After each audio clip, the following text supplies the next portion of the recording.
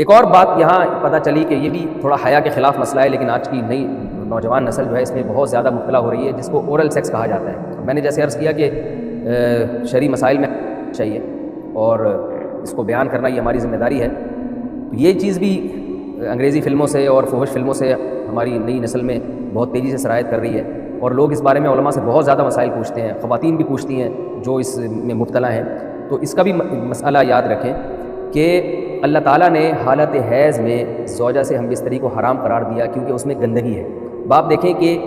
وہ گندگی اس درجے کی نہیں ہے جتنی اورل سیکس میں گندگی ہوتی ہے۔ اگر اس میں ڈسچارج ہو جائے بندہ، انسان جو بستری کرنے والا ہے زوجہ سے، وہ منہ میں ڈسچارج ہو جائے، تو آپ سوچیں کہ اللہ تعالیٰ شرمگاہ کو گندگی سے بچا رہے ہیں، جس کی وجہ سے حیض کی حالت میں ہم بستری کو حرام قرار دیا، تو منہ جس سے انسان کھانا کھاتا ہے، جس سے کلمہ پڑتا ہے، اور جو انسان کے جسم میں سب سے اشرف عضو ہے، سب سے زیادہ معزز اور مکرم عضو ہے، اس میں ایسی گندگی کو ڈالنا کہاں سے جائز ہو سکتا ہے، کہاں سے حلال ہو سکتا ہے؟ تو آج بعض متجدد قسم کے لوگ جو ہے نا اس کو حلال قرار دے رہے ہیں، یہ بالکل غلط ہے۔ تو یہ بات خوب ذہن میں رکھیں کہ اورل سیکس کے ذریعے اپنی خواہش کو پورا کرنا اس طور پر کہ ڈسچارج ہو جائے انسان عورت کے منہ میں، بیوی کے منہ میں، یہ بالکل حرام ہے، بالکل ناجائز ہے، کیونکہ منی ایک غلیظ اور ناپاک اور گندگی ہے، اور ناپاک اور نجس چیز ہے۔ بعض حضرات یہ کہتے ہیں کہ منی پاک ہے، مگر یاد رکھیں منی کے پاک ہونے کے دلائل مضبوط نہیں ہیں، منی کے ناپاک ہونے کے دلائل بہت مضبوط ہیں۔ سب سے پہلی دلیل قرآن مجید میں آتا ہے الم نخلقکم من ماء مہین، ہم نے تمہیں غلیظ اور پلید پانی سے پیدا کیا، ذلیل پانی سے پیدا کیا ہے، تو اس میں بھی اشارہ ہے کہ منی ناپاک چیز ہے۔ دوسری بات یہ کہ حدیث میں آتا ہے کہ کنت افرق المنی من ثوب رسول اللہ صلی اللہ علیہ وسلم ثم یصلی فیہ، حضرت عائشہ رضی اللہ تعالیٰ عنہ فرماتی ہیں کہ رسول اللہ صلی اللہ علیہ وسلم کے کپڑوں پر اگر منی لگی ہوتی تھی، صحیح بخاری کی حدیث ہے، میں اس کو کھرچ کے صاف کرتی تھی، پھر آپ صلی اللہ علیہ وسلم اس میں نماز پڑھا کرتے تھے۔ بعض حضرات نے یہاں سے استدلال کیا ہے کہ منی اگر ناپاک ہوتی تو حضرت عائشہ اس کو دھوتی، کھرچ کے صاف کرنا اس کی علامت ہے کہ منی پاک ہے، لیکن یہ بات غلط ہے۔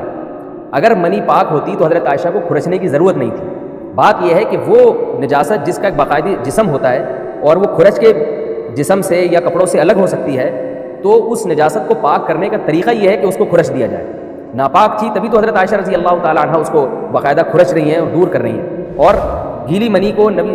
یہ ثابت ہے کہ حضرت عائشہ رضی اللہ تعالیٰ عنہ آپ صلی اللہ علیہ وسلم کے کپڑوں سے دھویا کرتی تھی، اور آپ صلی اللہ علیہ وسلم اس میں نماز پڑھا کرتے تھے۔ حضرت عمر رضی اللہ تعالیٰ عنہ کے دور میں کسی شخص کو احتلام ہوا تو اس نے اپنے پورے جو ہے نا وہ کپڑے دھوئے، تو حضرت عمر نے اس کو منع کیا، فرمایا کہ اتنا کافی تھا کہ اس جگہ کو تم دھو لیتے۔ تو اس میں بھی حضرت عمر اس کو باقاعدہ دھونے کا حکم دے رہے ہیں۔ کسی بھی صحابی نے اعتراض نہیں کیا کہ یا امیر المومنین آپ ان کو دھونے کا حکم کیوں دے رہے ہیں، منی تو پاک ہے۔ تو منی کے جو ناپاک ہونے کے دلائل ہیں وہ بہت مضبوط ہیں۔ باقی اس کو جو کھرچنے کا حکم ہے وہ اس لیے کہ منی کے پاک جو اگر خشک ہو جائے تو وہ کھرچ کے بھی پاک ہو جاتی ہے، اس کو پھر دھونا ضروری نہیں ہوتا۔ اس کی مثال ایسے جیسے حدیث میں آتا ہے، صحابہ کرام فرماتے ہیں کہ ہمارے تلواروں میں دشمن کا خون لگا ہوتا تھا تو ہم اس کو زمین پہ اچھی طرح رگڑ کے اسی کو لٹکا کے نماز پڑھتے تھے۔ تو دیکھیں خون بھی ایسی چیز ہے کہ جو سوکھنے کے بعد اس کی ایک پاپڑی سی جم جاتی ہے، تو حالانکہ خون کو بھی ناپاک مانا جاتا ہے، جمہور علماء کے ہاں خون ناپاک چیز ہے، لیکن صحابی کیا کر رہے ہیں، اس کو رگڑ کے زمین پہ اور خشک جو اس کو اچھی طرح رگڑ کے جب اس کا اثر زائل ہو گیا تو اسی کو لٹکا کے نماز پڑھ رہے ہیں۔ تو جیسے خون ناپاک ہونے کے باوجود رگڑنے سے پاک ہو جاتا ہے اگر کسی ایسی چیز پہ لگا ہو، لوہے یا ایسی سخت چیز پہ، تو ایسے ہی منی اگر کپڑوں پہ لگی ہو، خشک ہو جائے تو اس کو اچھی طرح جب کھرچ دیا جائے تو وہ پاک ہو جاتی ہے، لیکن اس سے یہ ثابت نہیں ہوتا کہ منی پہلے سے ہی پاک ہے۔ ایک اور دلیل منی کے ناپاک ہونے کی یہ ہے کہ جو مدی ہے، ٹرانسپیرنٹ پانی جو مرد کے جسم سے نکلتا ہے، وہ اگر جسم سے نکل جائے تو غسل فرض ہو جاتا ہے، وضو فرض ہو جاتا ہے، اور منی نکل جائے تو غسل فرض ہوتا ہے۔ اب یہ کیسی بات ہے کہ مدی کے نکلنے سے جس سے وضو فرض ہو رہا ہے وہ تو ناپاک ہے، اور منی نکلنے سے جب غسل فرض ہو رہا ہے بڑی والی طہارت، اس کو ہم پاک قرار دیں۔ اس لیے امام ابو حنیفہ رحمہ اللہ تعالیٰ کا مذہب منی کے بارے میں کہ یہ نجاست غلیظہ ہے، اور امام مالک کا بھی یہی مذہب ہے، یہ مذہب بہت دلائل کے لحاظ سے قوی ہے۔ تو اس لیے عورت کے منہ میں ڈسچارج ہونا یہ بالکل حرام ہے، ناجائز ہے، گندگی ہے، اسلام میں اس کی قطعاً اجازت نہیں ہے۔ اور اگر ان ائمہ کا مذہب لیا جائے جو منی کو پاک سمجھتے ہیں، اس لیے میں یہ عرض کر رہا ہوں کہ بعض حضرات نے اس پہ فتویٰ دیا ہے کہ یہ چونکہ پاک ہے لہذا اگر یعنی کوئی شخص منہ میں بھی ڈسچارج ہو جائے تو یہ بھی جائز ہے، یہ 100% غلط فتویٰ ہے۔ اس لیے کہ جو حضرات اس کو پاک کہتے ہیں وہ بھی اس کو خبائث میں داخل کرتے ہیں، حرام چیزوں میں داخل کرتے ہیں، اس کا کھانا یا اس کا منہ میں ڈالنا وہ بھی جائز نہیں کہتے، تو اس لحاظ سے بھی یہ ناجائز ہے اور بہت ساری بیماریوں کا ذریعہ بھی ہے۔ دوسرا مسئلہ یہ ہے کہ اگر کوئی ڈسچارج نہیں ہوتا اورل سیکس کے ذریعے تو اس کا شرعی حکم کیا ہے؟ تو اس کا حکم یہ ہے کہ یہ انتہائی سخت درجے کا مکروہ ہے، ناپسندیدہ عمل، اور اس کے سخت درجے کے مکروہ اور حرام نہیں ہے لیکن بہت زیادہ ناپسندیدہ اور شریعت کے مزاج کے بالکل خلاف ہے، اور اسلامی کلچر میں اس کا کوئی تصور نہیں تھا۔ یہی وجہ ہے کہ فقہائے کرام کے ہاں اس چیز کا تذکرہ بہت ہی محدود پیمانے پر ملتا ہے۔ یہ اس کی علامت ہے کہ مسلمان معاشرہ اس چیز سے بالکل بھی واقف نہیں تھا کہ یہ کیا ہوتا ہے، تو یہ چیز غیروں سے آئی ہے، غیر مسلموں سے ہمارے معاشرے میں جو ان کی موویز دیکھ دیکھ کے، فحش فلمیں دیکھ دیکھ کے نوجوانوں میں اس چیز نے سرایت کیا، ورنہ یہ انسان طبی طور پر اس عمل سے بہت زیادہ نفرت کرتا ہے. کوئی بھی شریف الطبع آدمی ذہنی طور پر اس کے لیے تیار نہیں ہوگا. تو میں پھر بھی یہ کہہ رہا ہوں کہ بہرحال علماء اس کو ناجائز اور حرام نہیں سمجھتے، اس لیے کہ میاں بیوی ایک دوسرے سے جس طرح سے چاہیں استمتاع کر سکتے ہیں، لیکن سخت ناپسندیدہ بہرحال ہے اور مکروہ چیز ہے، اور اس قابل نہیں ہے کہ اس کی حوصلہ افزائی کی جائے. یہ اس کے بارے میں ہے کہ جب یعنی جو ہے وہ ادخال کیا جائے اس فم کے اندر، اس جو ہے مرد اس میں باقاعدہ جو ہے وہ تلذذ حاصل کرے. اگر ایسا نہ ہو بلکہ باہر سے استمتاع کیا جائے، جیسے بعض جگہ ایسا ہوتا ہے کہ کیا نام ہے، عورت کو اس چیز سے گھن آتی ہے کہ وہ اپنے منہ میں اس گندگی کو لے کر جائے، تو پھر بعض شوہر زوجہ کو مجبور کرتے ہیں کسنگ وغیرہ پر، تو یہ کم درجے کی کراہت ہے. یعنی یہ بھی ناپسندیدہ تو ہے مگر یہ اس درجے کا مکروہ، اس درجے کا ناپسندیدہ نہیں ہے. دوسری بات یہ کہ یہ جو میں نے پوری ڈیٹیل بیان کی ہے، یہ اس صورت میں ہے اس کے مکروہ اور ناپسندیدہ ہونا کہ عورت اس کے لیے ذہنی طور پر آمادہ ہو. یہ بات خوب یاد رکھیں، اگر عورت کو اس عمل سے گھن آتی ہے تو پھر مرد بیوی کو اس کام پر مجبور ہرگز نہیں کر سکتا، کیونکہ یہ نکاح کے جو ایگریمنٹ ہے، مقتضیات ہیں، اس کے خلاف ہے. یعنی یہ اس میں داخل نہیں. عورت اپنے آپ کو ہم بستری سے تو نہیں روک سکتی، مرد جب چاہے گا بیوی سے ہم بستری کر سکتا ہے، عورت کو اجازت نہیں ہے، لیکن خاص اس عمل سے عورت مرد کو روک سکتی ہے اگر وہ ذہنی طور پر اس کے لیے آمادہ نہیں ہے. یہ تو میں نے اورل سیکس سے متعلق کچھ فقہی احکام بیان کیے ہیں. دوسری بات یہ،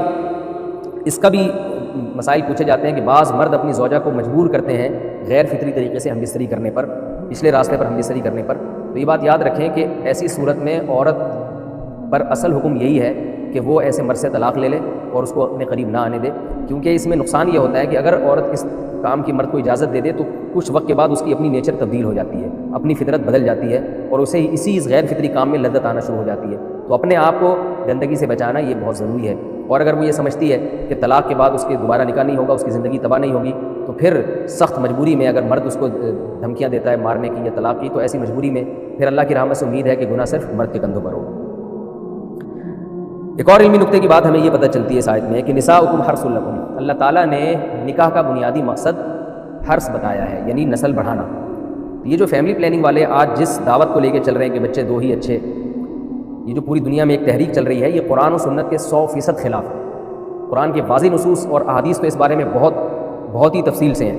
میری جو کتاب ہے ایک سے زائد شادیوں کی ضرورت کی، اس میں تقریباً 50 صفحے میں نے صرف اسی پر لکھے ہیں کہ اسلام نسل بڑھانے پر بہت زیادہ حریص ہے. اسلام چاہتا ہے کہ مسلمانوں کی نسل بڑھے، اور اس پر جو لوگوں کے اعتراض ہوتے ہیں کہ رزق کی تنگی ہوگی، تربیت نہیں ہو سکے گی، اس تحریر میں ان تمام باتوں کے جوابات ہیں. تو وہ تحریر پڑھی جا سکتی ہے، چونکہ یہاں اس تفسیر میں اتنا زیادہ وقت نہیں ہے کہ میں اس 50 صفحوں کی تحریر کا خلاصہ آپ کے سامنے بیان کروں. اس خلاصے میں بھی اچھا خاصا وقت لگ جائے گا. تو یہ جو باتیں کی جاتی ہیں کہ رزق کم پڑ جائے گا اور جو ہے وہ لوگ بھوکے مرنا شروع ہو جائیں گے اگر نسل بڑھے گی، یا بعض دفعہ یہ کہا جاتا ہے بچوں کی صحیح طرح سے تربیت نہیں ہو سکے گی، یہ سب غلط باتیں ہیں. یہ اس کو کہتے ہیں نقطہ بعد الوقوع، کہ ایک کام الٹا پہلے ہم نے کر لیا ہے، اب اس غلط کام کو صحیح کرنے کے لیے ہم بہانے تلاش کر رہے ہیں. تو یہ نسل مسلمانوں میں جو کم ہوئی ہے اس لیے نہیں ہوئی ہے کہ بچوں کی تربیت نہیں ہو رہی تھی، بلکہ یہ میڈیا کے ذریعے جو پروپیگنڈا ہوا ہے، اس پروپیگنڈے سے متاثر ہو کر 2 بچوں والی پالیسی پر لوگ آ رہے ہیں. اب جب آ رہے ہیں تو اس کے پھر جو ہے نا وہ اس کو صحیح کرنے کے، اپنے غلط کام کو صحیح کرنے کے لیے بہانے تلاش کیے جا رہے ہیں کہ بھی تربیت نہیں ہو سکتی ہے، اس آمدن میں ہم گزارا نہیں کر سکتے. تو یہ سارے دلائل کا جواب آپ کو میری انشاءاللہ اس تحریر میں ملے گا. بہرحال ہم چونکہ مسلمان ہیں، قرآن کو مانتے ہیں،